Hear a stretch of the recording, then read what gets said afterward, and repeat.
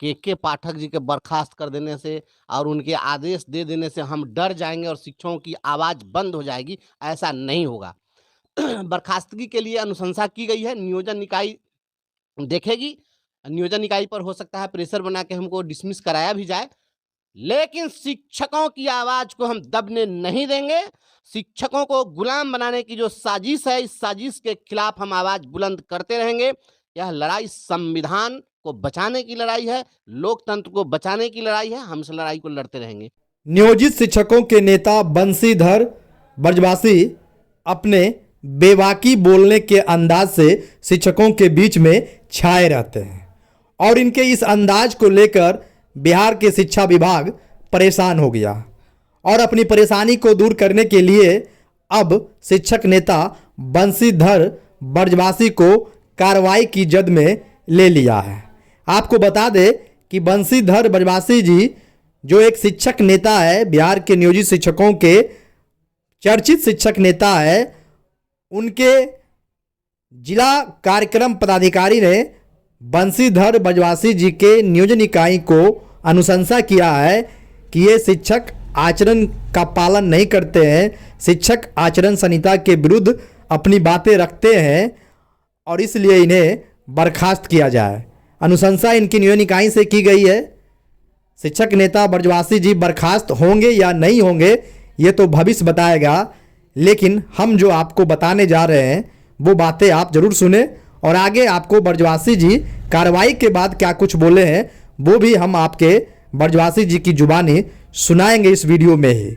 देखिए, यदि बोलने पर कार्रवाई होगी, लोकतंत्र में अपनी बातें रखने का सबका अधिकार है और यह अधिकार हमें संविधान देता है और संविधान द्वारा प्रदत्त शक्तियों के आधार पर लोग अपनी बातें रखते हैं।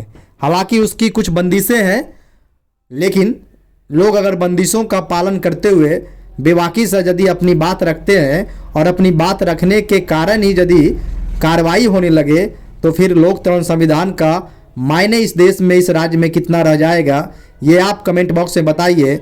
और आगे ब्रजवासी जी जो एक चर्चित शिक्षक नेता है, जो लगातार अपने बेबाक अंदाज से बिहार के शिक्षा विभाग को हिलाते रहते हैं, ये बातें हम नहीं बल्कि नियोजित शिक्षक कहते रहते हैं कि बंशीधर ब्रजवासी जी बहुत ही तर्कयुक्त बातें करते हैं।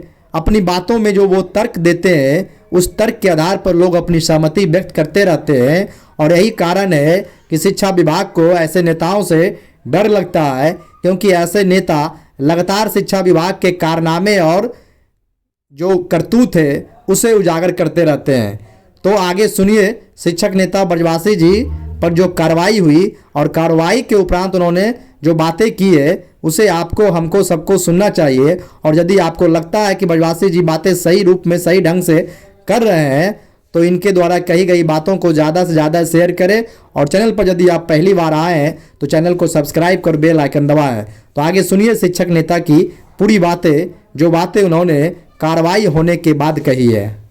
हम ओस के कतरे हैं कि बिखरे हुए मोती, धोखा नजर आए तो हमें रेल के देखो, कानों में बड़ी देर तलक गूंज रहेगी, खामोश चट्टानों से जरा बोल के देखो। के पाठक जी के बर्खास्त कर देने से और उनके आदेश दे देने से हम डर जाएंगे और शिक्षकों की आवाज़ बंद हो जाएगी, ऐसा नहीं होगा। बर्खास्तगी के लिए अनुशंसा की गई है, नियोजन इकाई देखेगी। नियोजन इकाई पर हो सकता है प्रेशर बना के हमको डिसमिस कराया भी जाए, लेकिन शिक्षकों की आवाज़ को हम दबने नहीं देंगे। शिक्षकों को गुलाम बनाने की जो साजिश है, इस साजिश के खिलाफ हम आवाज़ बुलंद करते रहेंगे। यह लड़ाई संविधान को बचाने की लड़ाई है, लोकतंत्र को बचाने की लड़ाई है, हम इस लड़ाई को लड़ते रहेंगे। हमारे बहुत सारे साथियों का फ़ोन आ रहा है, मोबाइल हमको बंद करना पड़ गया है। मैं तमाम साथियों को हाथ जोड़ कर के इसके लिए मैं धन्यवाद देता हूँ, आपकी संवेदनाओं को मैं स्वीकार करता हूँ और मैं यह कहना चाहता हूँ, आप सभी लोग सोच रहे होंगे कि इनके इस आदेश और इस फरमान से मैं विचलित हो गया हूँ या मैं डर गया हूँ, तो मैं डरने वाला नहीं हूँ।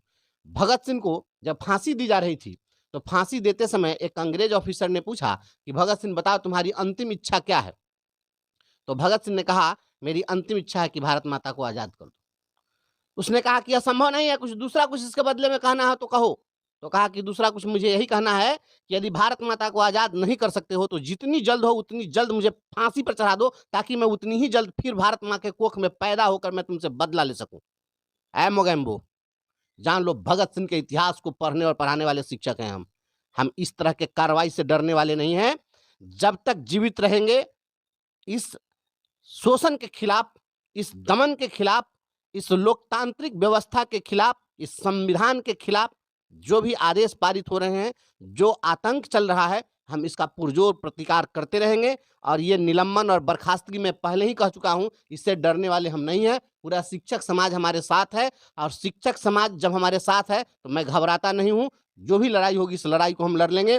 हम महाराणा संग्राम सिंह का इतिहास पढ़ाते हैं, जो इतिहास में हम पढ़ते हैं, उनको जब 80 जख्म लगे थे शरीर में, एक आंख चली गई थी, एक पैर चला गया था, लेकिन राणा सांगा ने कभी पीछे मुड़कर नहीं देखा और उस जख्म की हालत में भी लड़ने का काम किया। ये बहादुरों की मिट्टी है और ये शहीदों की मिट्टी है। हम अपने ऐसे ऐसे बलिदानियों को अपना आदर्श मानते हैं, इसलिए लड़ाई जारी रहेगी। शिक्षक को गुलाम बनाने की साजिश है, और आवाज को दबाने के, लोकतंत्र में आवाज अगर आप दबाने की कोशिश करेंगे तो आप अधिनायक नहीं हैं। इस हिटलरशाही और इस तानाशाही के खिलाफ पुरजोर अभियान जारी रहेगा। हम लड़ते रहेंगे। किसी भी साथी को घबराने की जरूरत नहीं है। आप सभी लोग इसी तरह से एकता बनाए रखिए। हम लड़ेंगे, जीतेंगे, संविधान जीतेगा, आतंक फैलाने वाले लोग हारेंगे। निश्चित रूप से आपकी विजय होगी, शिक्षकों के सम्मान की जीत होगी, और शिक्षकों के सम्मान के लिए अपनी जान की कुर्बानी अगर देनी पड़ेगी, मैं अपने आप को सौभाग्यशाली समझता हूं।